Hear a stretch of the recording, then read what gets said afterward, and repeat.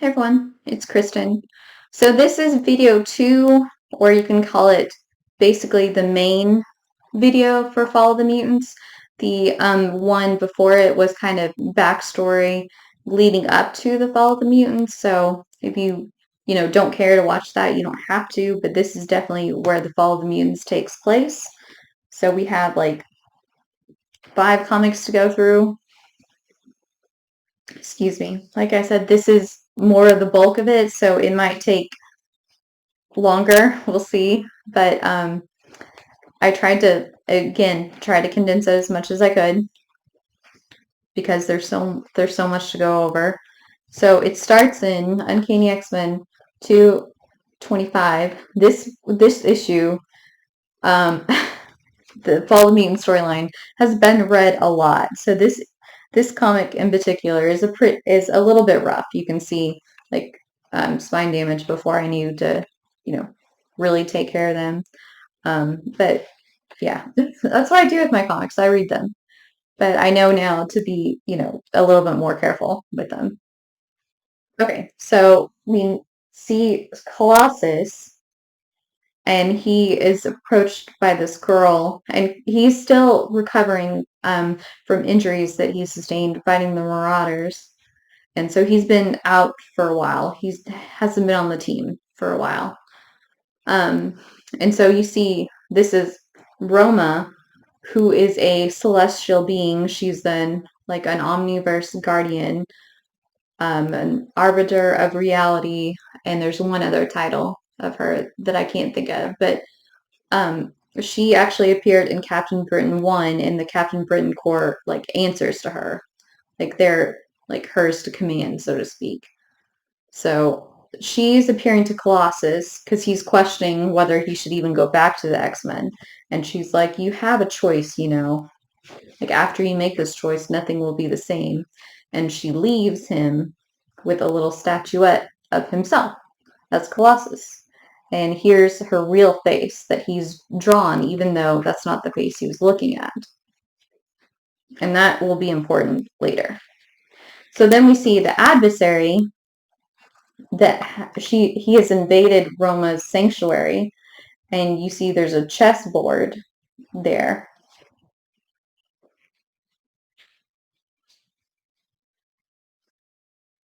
And he's captured her and says, I'm your eternal adversary. I'm the opposite of you. I'm the bringer of chaos. And I've removed your champion, Storm and Forge, from off the board. So basically, I've already won. And she's like, there are moves, thinking to herself, there are moves that you don't even know of in play. So you will see though. And I also thought this was cool. This wanted poster. Um, Basically, Juggernaut was there. He caused all this destruction and left this one wall standing, and yet the X-Men are to blame. So I feel like someone wrote Juggernaut was here like as a joke. So, and Colossus is upset because even though Juggernaut destroyed all this, and the X-Men tried to stop him, the X-Men are still to blame. So he goes ahead and destroys the one wall that's left. And he's just wrestling with, what should I do? And he's like, but if I, deny Professor Xavier's dream, like I'm denying myself. Like I can do so much good as Colossus. So he calls his little sister, Ileana, to come take him to the X-Men. And the X-Men are in Dallas because Storm went to go, beg Forge for her powers back, and she hasn't come back since then. So Rogue is scouting ahead, and she's like, the whole building is just like empty. Like it looks empty. It looks like no one's been there since the last time they were there. And Uncanny X-Men 187 and 88. So Wolverine's like, well, okay, I'm gonna go in first because he can smell traps and stuff. And yet, he didn't see this coming. So the building's defenses are on. So Longshot goes and using his luck to try to save Wolverine. Backed up, by Dazzler and Havoc. And then the X-Men are all of a sudden confronted by Freedom Force, and they're there to arrest the X-Men, due to the Mutant Registration Act. And I just thought that was a fun panel. So Wolverine's laying here, and then he's like, "Oh, shoot!" And then there you go, Blob is just sitting on Wolverine, and here's Mystique saying, "We're here to arrest you."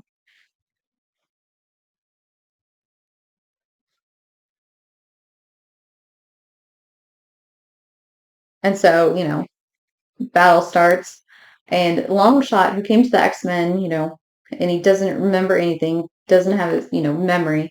He feels like Spiral, though, is so familiar to him. So he's trying to figure out, like, why he knows her, and he just sees such hatred for him personally in her eyes, and then, like, he can't understand. And Destiny's rattling on about death, of course. Um, Psylocke tries to get Blob to move, and eventually Wolverine gets Blob to move just in time for Colossus to show up and punch him into the building.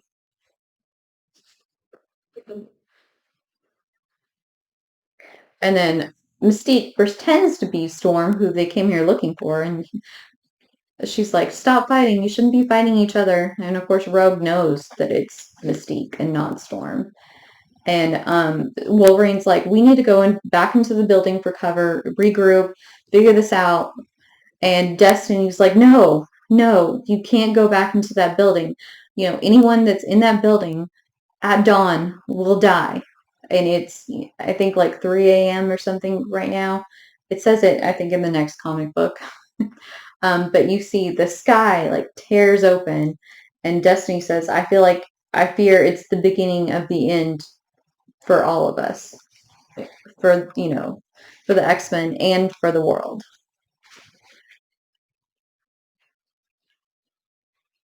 Okay, we went through that one pretty fast, so bonus. So the next one, because there was a lot of, fighting and battle stuff, and, there's really no point in me narrating all of that stuff for you. So the next one is 226. This is a double-sized issue, though, so we'll see how fast we can get through this.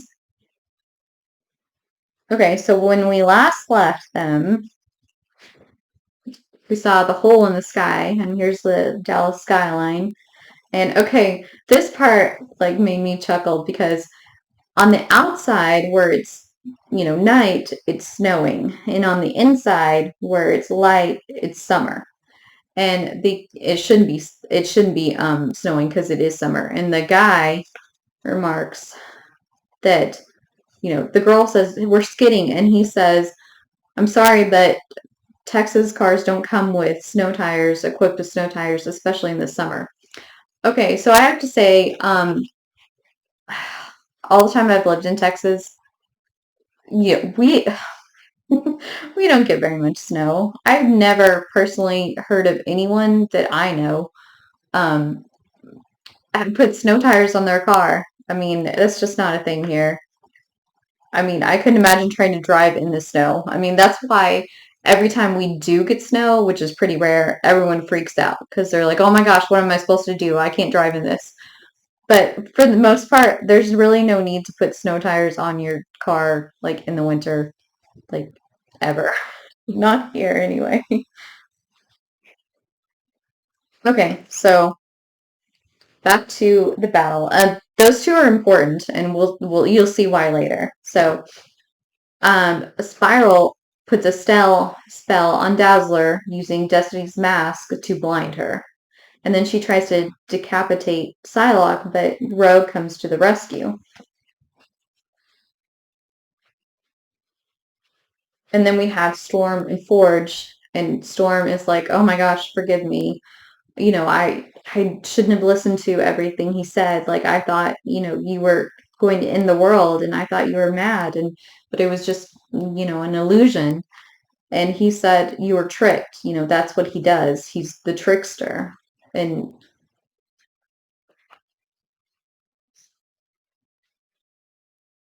And they talk about where they are, and it's actually a world that the adversary has made just for them. Like they're the only inhabitants of this world. And in Dallas, meanwhile, things are getting even more crazy and chaotic. Like dinosaurs appear all of a sudden, the landscape totally changes. There's like cavemen and barbarians.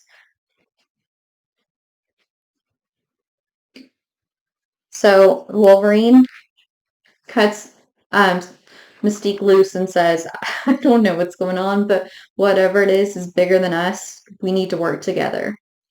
And then the couple that we saw in the snow, they are actually a reporting team. The guy's the cameraman, the girl's the reporter, and they are like, we're the first ones here. What a story. And so she's like, I bet, muties are responsible for this. She doesn't like mutants at all. And he's like, how do you know? And she's like, well, who else would do this? And so you see the X-Men and Freedom Force trying to protect the civilians from, these barbarians and demons and stuff. And she's like, they have, yeah, sure, they have superpowers and they're called heroes, but how do we know that? Like, who's going to protect us from the heroes? And the cameraman, Neil, says, well, look, they're out there bleeding and not us. So, why shouldn't they get happiness, and why can't they have the same happiness and freedom that we have just because they're different? I mean, they're also, why should we hate and fear them just because they have powers? So then we see Storm and Forge, and he sees that his tower in this world has also been destroyed. And that, that's his source of power. That's what he needs in order to go home and defeat the adversary.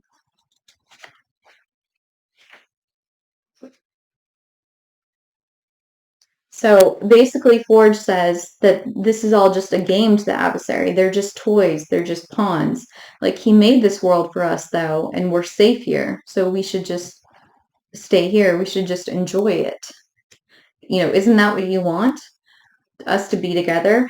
And Storm says, I don't know. I need to find answers to that and about this world, like, on my own, by myself. So she leaves, and then we go back to Dallas, and we see that the reporter is asking Mystique, well, how come you're working with the X-Men when you're supposed to arrest them because they're outlaws? And Havoc jumps in and says, we've saved the world more times than I can count. We've sacrificed so much. The only difference is that now you're here because of the cameras are able to watch us do it. So I hope to blazes, again, that's the cuss word for these comics since they couldn't cuss, that you enjoy the show. And Mystique's like, I couldn't have said it better myself. We have work to do. And the cameraman says, way to go, X-Men. You tell them. So apparently, like I said, he doesn't mind mutants. He's not as bigoted as his reporter friend or his boss. They might not even be friends. So Spiral tries to undo the spell that she put on Dazzler, but she can't. Because, the adversary has taken over, the magic's probably all messed up. And so Storm, we go back to her. She's in Africa of the New World, and she calls out to, the bright lady, the goddess, like she did when she was younger. And she realizes there is no bright lady, no goddess. This world has no soul.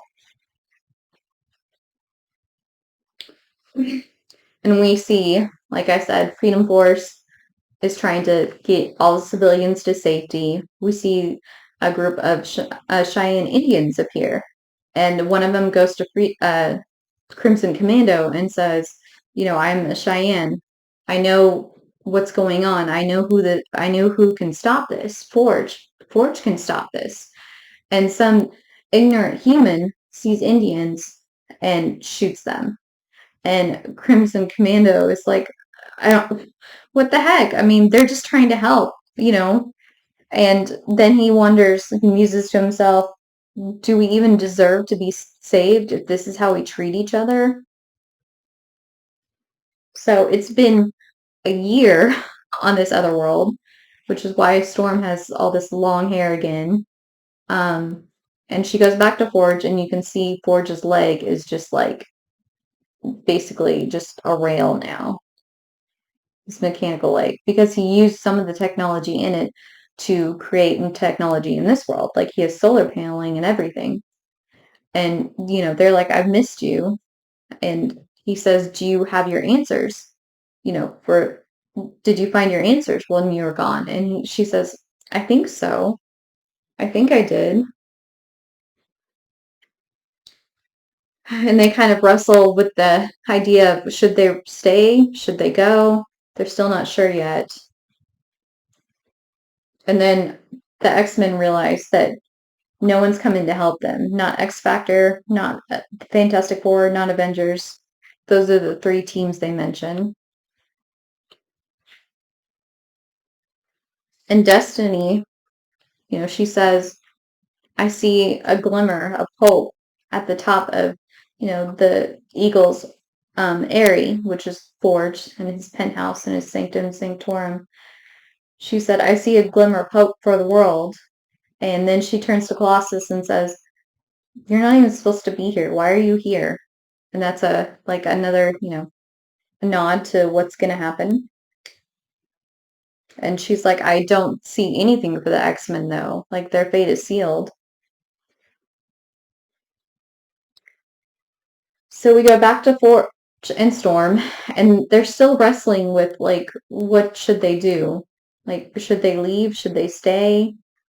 And of course, he wants to stay and live their life there, and have kids and be that world's like new soul and maker, so to speak, new world spirits. And she's like, well, is it even an option to go home? And he's like, what do you think I've been doing while you've been gone? So he built a new tower so they can possibly go home. Okay, so this is where it gets really interesting. So they're inside, and it's in Vietnam, like a hologram of Vietnam. And Wolverine says, okay, this is it. Freedom Force, you guys stay here. You're not continuing. You're not coming any further. And Mystique tries to argue with him, and he says, someone has to protect the civilians, and you guys are feds. You guys have more credibility than we do. So you guys need to stay, and we're going to go. And she's like, but Destiny has seen nothing but death for you. And he's like, well, if we die, we're going to die. Like, we might die anyway. Like, the whole world might die. So why not make it count? Like, if we're dead, some people will probably be relieved, the people that hate mutants. Some people will probably cheer. It just, like, we're outlaws. We're expendable. Like, our lives don't matter. Like, nobody will care if we die. So he's like, we have to go. We're going to make this count. If we die, we're going to make sure it counts. And the cameraman, Neil, says, sir, I'd like to shake your hand. And even the reporter has tears in her eyes because they're willing to sacrifice their lives for the rest of the world, even though the rest of the world doesn't care for them. So they're on top of Forge's new Airy. And he says, my neutralizer didn't remove your powers, Storm. It actually just removed your access to your powers. So what we need to do is restart them. But you have to think that there'll be cost to this though. And she's like, tell me what they are. Because of course she wants her powers back. So Wolverine says to the X-Men, okay, this is a volunteer mission. None of you have to go any further than now. And of course, they all jump in and say, of course we're going. Even Madeline says, yeah, I'm going. And she's like, I'll be Dazzler's eyes. I don't know how much help that will be, but she's going to try. And Wolverine says, we may come back, we may not, but, whichever remember us. And Neil says, we will, X-Men, always. The cameraman.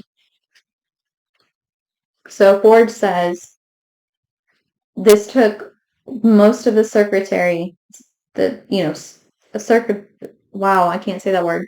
Most of the circuits in his leg to make this gun. We only have one shot. I've never tested it. I don't know what it's going to do. It could kill us both.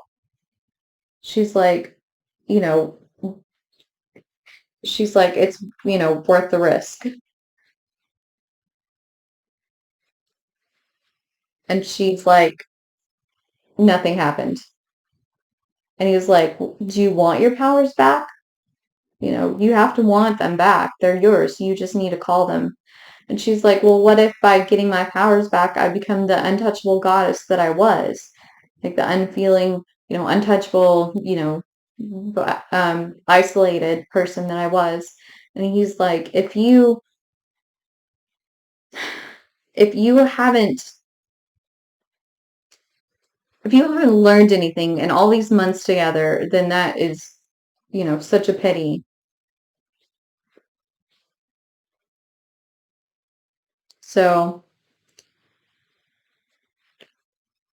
she calls him and they come back and he says, okay, hurl your bolts up to the sky and open the gateway that I've made. So